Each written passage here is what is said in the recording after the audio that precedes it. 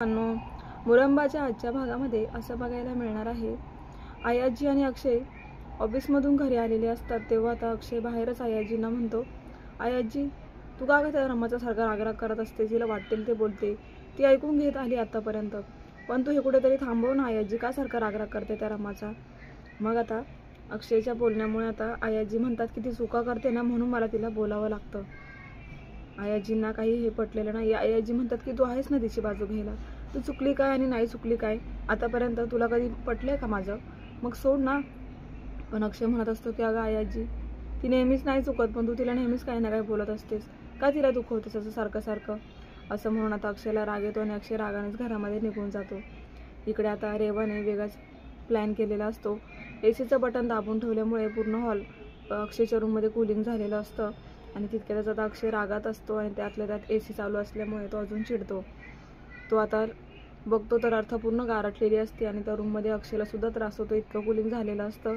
त्यामुळे तो रमाला आवाज देतो आणि म्हणतो की रमा किती बेशिस्तपणा आहे, किती हलगर्जीपणा करतेस तू, तुला माहिती आत्ताच मी आयाजींना तुझ्याबद्दल, चक्क मी त्याची आजीबरोबर तुझ्यामुळे भांडलो की ती तुला सारखी टॉर्चर करते, तुझ्याशी भांडते, म्हणून मला हे बघवत नाही, मी तुझी बाजू घेतली आणि हे काय, तू असं जर वेंधळेपणा करायला लागली तर मी काय करायचे, तुला कळतं एसी का लावला होतास तू, आणि तुला माहिती ना अर्थला किती त्रास होईल ते एसीचा. आता रमा ही विचारातच पडते की असं कसं होऊ शकतं, मी एसीच लावलाच नव्हता, तर मग हे कूलिंग कसं झालंय. अक्षय सुद्धा आता म्हणतो की रमा आता आपल्या रूममध्ये दुसरं कोणी येणार आहे का, तूच केलेस ना हे. तर मग आता रमाला हे टेन्शन आलेलं असतं की मी एसी लावलाच नव्हता, तर मग हा एसी चालू कसा काय झाला. अक्षय म्हणतो की मला ना काहीच ऐकायचं नाहीये रमा, हल्लीनं तुझं लक्षच नाहीये, अगं घरातलं कामांचं सोड, पण तुझं अर्थाकडे पण लक्ष नाहीये का आता. रमा म्हणते की अहो खरंच मी एसी नव्हता लावला आणि मी ह्या रूममधून ना फक्त 5 मिनिट बाहेर गेली आणि आत्ता येते, लगेच कसं काय असं होऊ शकतं, तुम्हाला माहिती आहे ना मला एसीची सवय नाहीये, मग मी असं का करेन. आता ती अक्षयला समजवते, पण अक्षय खूप चिडलेला असतो. तो म्हणतो रमा ह्या वेळेस मी ऐकून घेणार नाही, एसी असं तर नाही आहे ना की एसीलाच वाटलं की मला आता थंड व्हायला पाहिजे, मला गरम होते असे एसी म्हणाली आणि मग एसी स्वतःच चालू झाली, असं काय आहे का, असं खूप चिडलेला असतो. तर रमा म्हणते की तुम्ही काहीही बोला, पण मला खात्री आहे की मी एसी लावलेलाच नव्हता. अक्षय म्हणतो आता काय बोलू, मला खरंच कळत नाही रमा तुझ्याशी. त्यानंतर आता रेवा हिला बघायचं असतं की आता रमाला अजून कसं खोट्यात पाडायचं, म्हणून ती प्लॅन करते. तर मग आता अक्षय आणि रमाचं भांडण चालू असताना तिथे सीमा, मयुरी, आयाजी सर्वजण तिथे येतात आणि म्हणतात की आता काय झालं. त्यांनाही कळतं की एवढं थंड रूम हे कसं काय झालंय, कोणी लावलं एवढा मोठा एसी करून ठेवलाय. आता आयाजी सुद्धा ओरडायला लागतात. तर मग आता रमा म्हणते की मला नाही माहिती, मी एसी लावलाच नव्हता. पण आता अक्षय म्हणत असतो की मग एसी लावला कोणी, माहीत होतं ना अर्थ इथे झोपलेली आहे. मग रमा म्हणते की अहो बाहेर इतकं थंड वातावरण असताना मी एसी का लावू. तर पुन्हा आता आयाजी म्हणतात की बघितलंस अक्षय, तू खूप बाजू घेतोस ना, तुलाही माहिती आहे ना आपलं नाना खोटं आहे ते, आणि म्हणून तू आता काहीच बोलणार नाहीयेस. अक्षय म्हणतो रमा तुझी चुकी आहे, तू मान्य कर, ही एसी तूच लावलेलं होतं आणि त्यामुळे रूम एवढी गारटली आणि त्याचा त्रास अर्थाला सुद्धा होत आहे, बघतेस ना ती अर्था कशी गारटली ते. सीमा म्हणते अगं बाई एवढ्या लहान बाळाला एवढ्या कूलिंगमध्ये आता सर्दी कप झाला तर काय करायचं. लगेचच त्या गरम पाण्याची पिशवी आणायला जातात आणि म्हणतात की थांब आपण तिला गरम पाण्याची पिशवी देऊ, असं म्हणून ते जातात. तिकडे आयाजी आणि अक्षयचं बोलणं चालू असतं. त्या रमाला वेड्यात काढत असतात, म्हणतात की आतापर्यंत मी तुला जेवढ्या वेळा बोललेली आहे ना तेवढ्या वेळा नक्की काही ना काही कारणच असतं, तू खूप बालिश आहे रमा, तुला जबाबदारी नाही पेलवत, घरातलं काम वेगळं आणि अर्थाची जबाबदारी वेगळी, ह्या दोन्ही गोष्टी तुला जमत नाहीये, तर सरळ सांगायचं होतंच, कशाला घेतली थोडी मोठी जबाबदारी. आता त्या ओरडत असतात. रमा मात्र खूप इमोशनल होते, तिला काहीच कळत नाही की आता मी कसं सांगू यांना की हे सर्व रेवा करते. ती इथे काहीच बोलत नाही आणि मग थोड्याच वेळात सीमा आता गरम पाण्याची पिशवी घेऊन रमाच्या हातात येते. तर लगेच रेवा पुढे होऊन म्हणते की मी करते ना, मी अर्थाची काळजी घेते, तुम्ही नका टेन्शन घेऊ.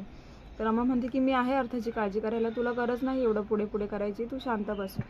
तर रमाला इथे खूप राग येतो रेवाचा, म्हणून ती रेवाला साईडला करून स्वतःच अर्थाच्या पाळण्यामध्ये ती गरम पाण्याची पिशवी ठेवून देते. आणि मग आता पुढे अक्षय म्हणतो की काय झालेलं नाही एवढं त्या अर्थाला, सोडा, चला जा तुम्ही, आता काय प्रॉब्लेम नाही, असं बोलत असतो. तर आयाजी म्हणतात की हो आता तू बोलूच येणार नाहीस ना मला. पुन्हा त्यांचं चालू होते बडबड आणि मग अक्षय म्हणतो की अगं आई आजी काही झालेलं नाही अर्थाला, ती व्यवस्थित ती झोपलेली आहे, जा तुम्ही, मी घेतो काळजी. आता आयाजी, सीमा, मयुरी बाहेर जातात, रेवासुद्धा बाहेर जाते आणि इकडे आता कपड्यांच्या घड्या करत बसलेली असते सीमा.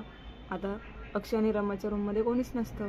तेव्हा रेवा अर्थाला भेटण्याचं नाटक करून आतमध्ये जाण्याचा प्रयत्न करणार असते. तितक्यातच सीमा तिला बघून थांबवते आणि म्हणते की रेवा, कुठे चालली आहेस तू आणि कशाला? तेव्हा रेवा म्हणते की हो आई, कालपासून मी अर्थाला भेटलेली नाही, तर काल त्या रमाने AC लावून ठेवला आणि पूर्ण गारठून ठेवलं रूम. मला बघायची तिला, तिची तब्येत कशी आहे ना, मला काळजी वाटते. सीमा म्हणते तू नक्की अर्थाची काळजी घेण्यासाठी चालली आहे का तिला त्रास देण्यासाठी चालली आहे? रेवा म्हणते की अहो काकू, असं काय म्हणताय? मी ह्या घराची सून आहे आता, आणि अर्था माझी कोणतरी आहे ना, मी तिची काळजी नाही घेऊ शकत का? तिला नाही घेऊ शकत मी अर्थाला? सीमा म्हणते की हो, पण मग तुझ्यावर कोण विश्वास ठेवेल? आता ते जरा कोड्यात बोलतात आणि पण रेवाच्या चेहऱ्यावर कुठलेच हावभाव नसतात. चालूपणा करणारी रेवा, तिला काही फरक नाही पडत ह्या गोष्टींचा. ती रेवा आता बघायला लागते सीमाकडे. सीमा म्हणते की मी तुला नाही जाऊ देणार आतमध्ये, तू नाही जायचंस रे अर्थाकडे. तेव्हा रेवा म्हणते की असं काय करताय काकू, तुम्हाला विश्वास नाही आहे का माझ्यावर? मी सांगते ना मी बदलली आहे, मला बघायचं आहे, मला भेटायचं आहे अर्थाला. तितक्यात अर्थ रडायला लागते. आता रेवा म्हणते की बघितलं ताई, ती रडते. तुम्हाला काय वाटलं ती झोपलेली आहे? पण ती झोपलेली नव्हती, ती रडते ना, मला घ्यायचं आहे तिला. सीमा म्हणते की आतमध्ये अक्षय आणि रमा आहे तिला घ्यायला, ते बघतील, तू तुझ्या रूममध्ये जा, तू नाही जायचंस आतमध्ये. आता रेवाला खूप राग येतो. मग आता सीमा काय पाठवत नाही म्हटल्यावर रेवा तिच्या रूममध्ये जायला निघते. पण ती आता लगेचच आयाजींच्या रूममध्ये जाते आणि आयाजींना म्हणते की घरात काय चाललंय आयाजी, बघताय ना तुम्ही, तुम्हाला पटतंय का हे सगळं?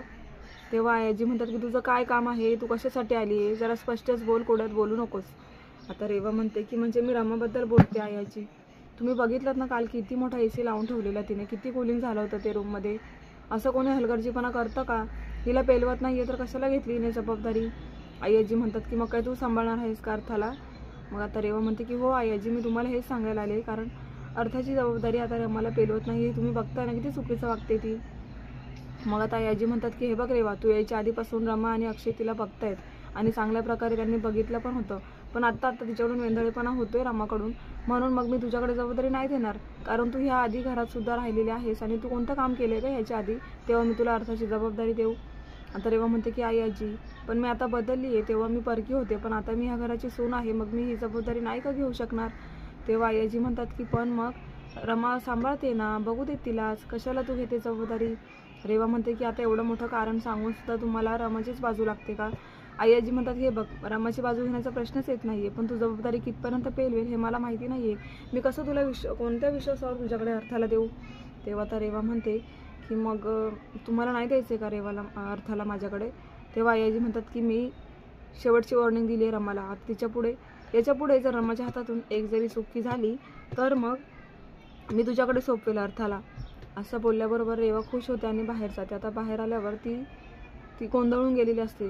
ती पुन्हा विचार करायला लागते की आता मी असं काय करू की ज्याच्यामुळे रमाला पुन्हा सर्व घर वेड्यात काढेल. असं काहीतरी मला सुचलं पाहिजे आणि ती सोफ्यावर बसून विचार करत असते. तितक्यातच तिला अर्थाच्या कपड्यांच्या घड्यांजवळ औषधांच्या बाटल्या दिसतात. आता ती एक कॉल करते आणि कॉलवरती ती त्या बॉटलवरच्या लेबलबद्दल बोलत असते. आता ती त्या बॉटलवरचं लेबल काढते आणि एक्सपायर झालेलं लेबल तिथे लावते, जेणेकरून आता ती सर्वांना दाखवेल आणि पुन्हा एकदा रमाला खोट्यात पाडेल. तसंच होतं सेम. ती बॉटल तितक्यातच आता दुसरीकडे सीमा आता रमाला म्हणत असते की हे बघ रमा, तू त्या रेवापासून सावध राहा. आज पुन्हा ती ह्या रूममध्ये येत होती म्हणजे नक्कीच ती काहीतरी करणार होती आजसुद्धा. आपल्याला आता खात्री झाली आहे की रेवाच हे सर्व करते, पण आपल्याकडे पुरावा नाही आहे, त्याच्यामुळे आपण गप्प बसायचं आणि लक्ष ठेवायचं, अर्थाची काळजी घ्यायची. मग आता अर्थाची काळजी बोलल्याबरोबर रमाला आठवतं की मी औषध पण नाही दिले, म्हणून आता ती बाहेर येत असते. तितक्यातच रेवाला इकडे कळतं की रमा बाहेर येते, म्हणून आता रेवा लपून बसते आणि रमा त्या औषधांच्या बाटल्या घेऊन आतमध्ये जात असते. तर इकडे आता रेवा म्हणते की आता खूप मजा येणार आहे जेव्हा हे औषध मी आयाजींना दाखवेल. लगेचच रेवा आता आयाजींना आवाज देते आणि म्हणते की आयाजी, हे बघा अर्थाचं औषध, त्याच्यावर एक्सपायर डेट आहे, तुम्ही बघितलं हे एक्सपायर झालेलं औषध ती अर्थाला देत होती. आता पुन्हा एकदा आयाजी म्हणतात की खरंच रेवा, हे खरं आहे का? चल बरं रमाकडे. आता हा भाग इथे संपतो. तर त्या दोघी आता रमाकडे आलेल्या असतात आणि आयाजी परत रमाला म्हणतात की रमा, तू एक्सपायर झालेलं औषध अर्थाला देणार होतीस, हे बघ. आणि आता रमा ते औषध बघून रमाला धक्काच बसतो. रमा सीमाकडे बघायला लागते, सीमा रेवाकडे बघत असते. तर प्रेक्षकांनो, आता हे रेवानेच केलेलं आहे, पण आयाजींचा विश्वास कसा बसेल ह्या गोष्टीवरती? तर पुन्हा आता रमाबरोबर भांडायला लागतात. अक्षयसुद्धा तिथेच असतो, पण आता आयाजी म्हणतात की आज तू दाखवून दिलंस रमा की तुला ही जबाबदारी पेलवत नाही आहे, त्यामुळे मी आज हा निर्णय घेतला आहे की तू आता अर्थाला आजपासून जबाबदारी स्वीकारायची नाही. त्यामुळेच अर्थाला मी आज देवाच्या स्वाधीन करते असं म्हटल्याबरोबर रमाला धक्काच बसतो. तर मग आता अक्षयच्यामधून काय मार्ग काढेल हे आपल्याला उद्या बघायचं आहे. नवीन असेल तर चॅनलला सबस्क्राईब करा. धन्यवाद.